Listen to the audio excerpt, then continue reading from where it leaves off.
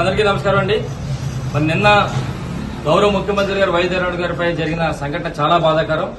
మరి అంటే ఏంటంటే ఈ రోజు రాష్ట్రంలో రోజు రోజుకి ప్రజాదరణ పెరుగుతుంటే తట్టుకోలేని తెలుగుదేశం పార్టీ నాయకులు ఈ విధంగా చర్యలు పాల్పడుతున్నారు. ఎందుకంటే ఈ రోజు చంద్రబాబు పరిస్థితి ఎలా ఉందంటే చంద్రబాబు ఒకడు కూడా ఎదుర్కొనలేడు. దానికి తోడు జనసేనని జత చేసుకుని బీజేపీని జత చేసుకున్నప్పటికీ కూడా ఈ రోజు సిద్ధ సభలతో బ్రహ్మాండంగా ఉండి మరి అలాగే బస్సు యాత్ర ద్వారా ప్రజాదరణ రోజు రోజుకి పెరుగుతుంటే తట్టుకోలేకపోతున్నాడు చంద్రబాబు నాయుడు. మరి నిన్న కూడా చూస్తే విజయవాడలో మరి చరిత్రలో ఎప్పుడు లేని విధంగా అంతమంది ప్రజలందరూ కూడా జనాలందరూ కూడా రోడ్డు మీదకి వచ్చి గౌరవ ముఖ్యమంత్రి గారికి బ్రహ్మాండంగా మరి ఆహ్వానం పలికారు. అది తట్టుకోలేక ఈ విధంగా చేస్తారు. గతంలో కూడా కత్తితో దాడి చేయడం జరిగింది. ఈ రోజేమో మళ్ళీ ఈ విధంగా చేస్తారంటే ఈ విధంగా దుర్మార్గ పరిపాలన వీళ్ళందరూ కూడా అంటే గత తెలుగుదేశం ప్రభుత్వ హయాంలో ఈ విధంగా చేశాడు. అంటే ఒకటే అన్నాను నేను ఈ రోజు చూస్తే ఈ తెలుగుదేశం పార్టీ మాట్లాడతాడు, ఇక్కడే అయ్యన్న పత్రిక మాట్లాడతాడు, ఇదంతా డ్రామా అంటాడు, నాటకాలు అంటాడు.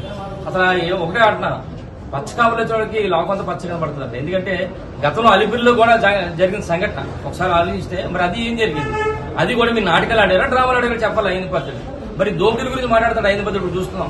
అసలు దోపిడీలు దొంగతనాలు చేసింది చంద్రబాబు నాయుడు అయ్యన్న పత్రిక. మీరు ఈ విధంగా మాట్లాడడం చాలా విడ్డూరంగా ఉంది. ఏదైనా కూడా ఈ రోజు ఒకసారి అయ్యన్న పత్రిక తెలుసుకోవాలి. ఇంతకుముందు కోడికత్తి అన్నప్పుడు కూడా అది కూడా డ్రామా అన్నాడు. ఒకసారి అప్పుడు అన్నాను నేను, ఒకసారి కోడికత్తితో సారి పేక మీద నువ్వు ఎలా లైఫ్కో ఎలాగుంటుందో తెలుస్తాను. ఇప్పుడు కూడా అలాగే నీకు కావాలంటే ఒకసారి రాయితో కొట్టించుకో ఎలాగుంటుందో బాగా తెలుస్తుంది. ఏదైనా కూడా ఈ విధంగా మరి తెలుగుదేశం పార్టీ వాళ్ళందరూ కూడా బుద్ధి చెప్పడానికి సిద్ధంగా ఉన్నారు. రేపు రాబోయే రోజుల్లో మరి ఎట్టి బస్సు కూడా జగన్మోహన్ గారి నాయకత్వం ప్రజలందరూ కోరుకుంటున్నారు.